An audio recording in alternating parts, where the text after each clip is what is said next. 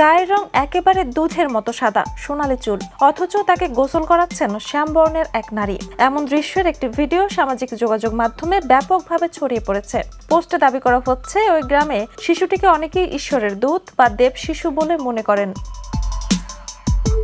তবে পেছনের গল্পটা একটু ভিন্ন। জানা গেছে, শিশুটির শারীরিক বৈশিষ্ট্য অ্যালবিনিজম নামের একটি বিরল জিনগত অবস্থার সঙ্গে সামঞ্জস্যপূর্ণ। এটি কোনো রোগ নয়, বরং উত্তরাধিকার সূত্রে পাওয়া একটি বৈশিষ্ট্য। বাবা ও মা উভয়ের শরীরে নির্দিষ্ট রিসেসিভ জিন থাকলে গায়ের রং গাঢ় হলেও তাদের সন্তান অ্যালবিনিজম নিয়ে জন্মাতে পারে। এই অবস্থায় শরীরে মেলানিন কম তৈরি হওয়ায় ত্বক, চুল ও চোখের রং স্বাভাবিকের তুলনায় অনেক হালকা হয় এবং সূর্যের আলোতে সংবেদনশীলতা বেড়ে যায়।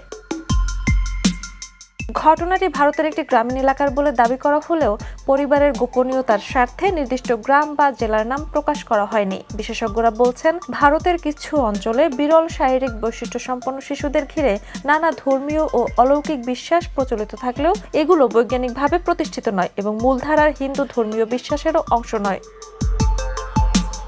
তবে এ বিষয়ে চিকিৎসকদের পরামর্শ, অ্যালবিনিজমে আক্রান্ত শিশুদের নিয়মিত চক্ষু পরীক্ষা, ত্বকের সুরক্ষা এবং কুসংস্কারের পরিবর্তে যথাযথ চিকিৎসা ও সামাজিক সহমর্মিতাই সবচেয়ে বেশি প্রয়োজন।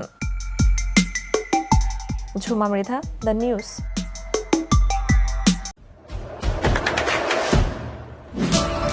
দেশে দেশে সবার সাথে, দ্য নিউজ।